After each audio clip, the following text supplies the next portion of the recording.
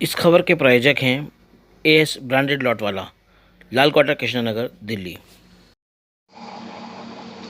अभी हमारे साथ बात करने के लिए मौजूद हैं प्रमुख समाज सेवी हाजी मोहम्मद असलम साहब। उनसे जानेंगे किस तरह का माहौल है और जो सुप्रीम कोर्ट का वक्फ अमेंडमेंट बिल को लेकर जो फैसला है उसे वो कैसे देख रहे हैं। अस्सलाम वालेकुम, आपके दर्शकों का स्वागत है। आपके ज़रिए, आपके यूट्यूब के ज़रिए मुझे आपके दर्शकों से जुड़ने का मौका मिला। तो जनाब, मेरी राय ये है कि देखिए, सुप्रीम कोर्ट का जो ऑर्डर होता है वो हम सबको मान्य होता है और हमें मानना चाहिए, उसका हम स्वागत करते हैं। इसके ऑर्डर के अंदर हमें दो तीन चीज़ें बड़ा साफ क्लियर हुई। सबसे पहले उन लोगों ने, जिन लोगों ने लोगों के बीच में भ्रम फैला रखा था, हिंदू मुस्लिम को जोड़कर जो है तरह तरह के जो है माहौल को गर्म करने की कोशिश की गई थी। अल्हम्दुलिल्लाह सुप्रीम कोर्ट ने सारे उन लोगों पर अंकुश लगाया और एक अच्छा फैसला लिया जो सब समाज के लोगों ने स्वागत किया। तो जैसे कि हमारे हमारे यहाँ जो भी काफ़ी जो उसके अंदर पेश थे, जो भी कुछ कमियाँ थी, सुप्रीम कोर्ट से मैं समझता हूँ काफ़ी कुछ क्लियर हो गया। और ऐसे अनासिर जो देश के अंदर हिंदू मुस्लिम की राजनीति करते हैं या देश के अंदर जहरीली राजनीति करते हैं, कम से कम उनके मुंह पे एक तमाचा पड़ा। और अभी आप देख रहे हैं जैसे मुसलमानों को हर जगह जो है कमज़ोर बनाने की कोशिश की जाती है, उसको डराने की, खौफ पैदा करने की कोशिश की जाती है। अल्हम्दुलिल्लाह हिंदुस्तान का मुसलमान हमेशा देश के लिए अपनी जान देने को तैयार रहता है और देश से मोहब्बत करता है। तो आप देखिए, जो भी कुछ है, मैं गवर्नमेंट से और सुप्रीम कोर्ट से फिर कहता हूँ कि एक संज्ञान लेने की ज़रूरत है।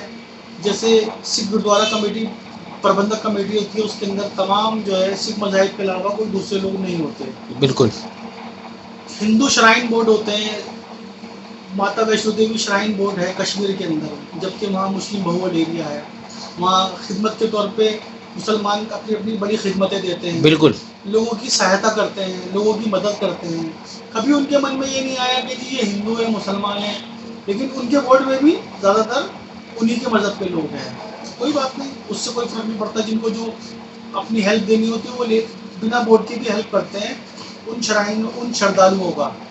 अब ज़बरदस्ती जो है हमारे मज़हब के अंदर जो हमारे वक्फ बोर्ड के अंदर जो लोग हैं, उसके अंदर चलिए ठीक है, आप जोड़ना चाहते हैं जोड़ दीजिए, हमें कोई मतलब नहीं, लेकिन ऐसे लोग जोड़िए जिनका जहन बिल्कुल एकदम मुल्क के प्रति वफादारी होना चाहिए और सेकुलर होना चाहिए।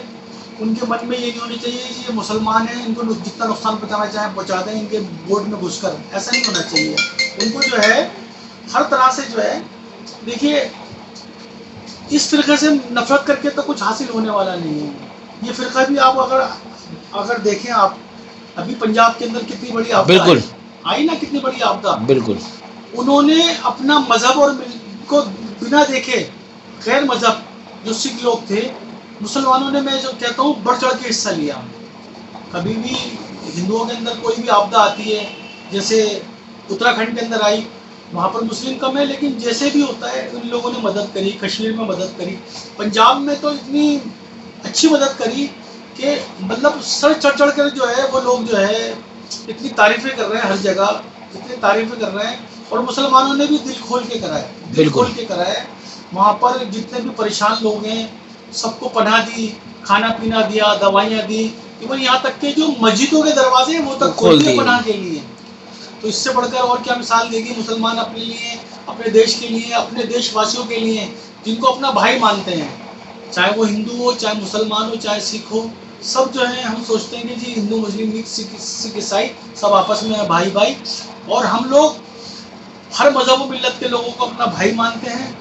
तो मैं कहता हूँ जो अगर हमारे इस कमेटी के अंदर जो हमारी वक्फ बोर्ड की कमेटी बन रही है, उसमें जो भी आए गैर मुस्लिम हो, कोई बात नहीं, हम उनका भी स्वागत करते हैं अगर कोर्ट की तरफ से है तो। लेकिन ऐसे आए जो हमारा भाई बन के जो है हमारा साथ दे, भाई बन के साथ दे। बहुत बड़ी बात आपने कही है।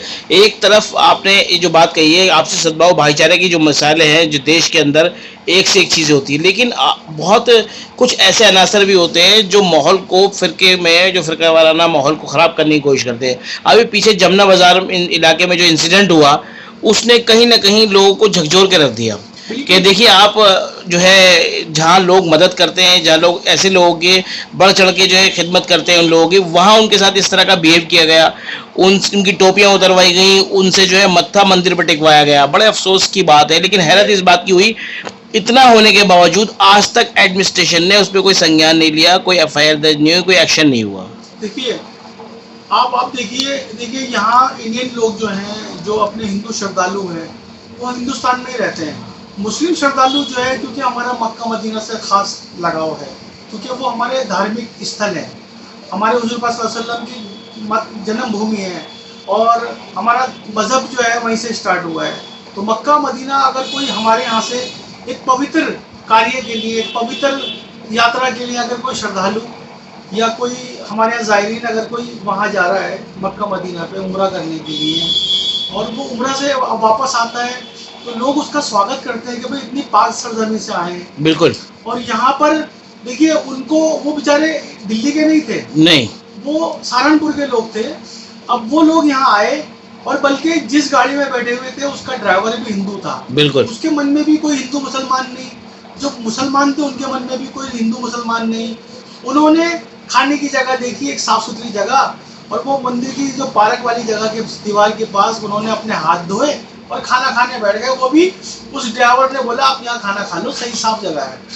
अब ये बताइए, अगर वो लोगों के मन में ऐसा होता, जो साथ में जो ड्राइवर था वो हिंदू था ना, अगर वो पेशाब करते, ये तो जबरदस्ती जो है उनके ऊपर तोहमत लगाई है कि उन्होंने पेशाब किया। वो पेशाब नहीं था, बल्कि उन्होंने अपने हाथ धोकर खाना खाने बैठे। बिल्कुल। और हमारे यहाँ जो है ना, एक पाक साफी को जो है एक अहमियत दी जाती है। बिल्कुल। मैं मानता हूँ कुछ लोग जो है गंदे भी रहते हैं, अलग अलग टाइप के रहते हैं, लेकिन जो इतनी पवित्र जगह से आ रहा है, ठीक है, उसके मन के अंदर खौफ खुदा कैसा रहता है, कायम रहता है। बिल्कुल। इतनी पाक सरजमी पर इतना पैसा खर्च करके जाता है, और अल्लाह जिसको बुलाता है वो जाता है। बिल्कुल। तो ऐसी जगह से जब बंदा वापस आएगा, तो उसके मन में दूसरे के मजहब के प्रति भी उसके अंदर जो है मोहब्बत रहती है, क्योंकि वो अपने गुनाहों से तौबा कर आता है उस जगह से।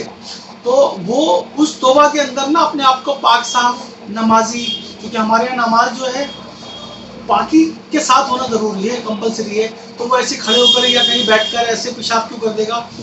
वो हमेशा इस्तंजा कर और ऐसी जगह पेशाब करेगा जहाँ खुद उसके ऊपर छींटे ना है, और उसको मंदिर का भी ध्यान रहेगा। और साथ में जिस ड्राइवर ने खुद उसने बयान दिया कि हम लोग जो है यहाँ पर, मैंने मेरे बोलने से रुकवाया, किसी ने पेशाब नहीं करा, लेकिन वो देश के दुश्मन लोग जो इस देश को टुकड़े करना चाहते हैं, मैं ऐसे लोगों को आतंकवादी की नाम दूंगा।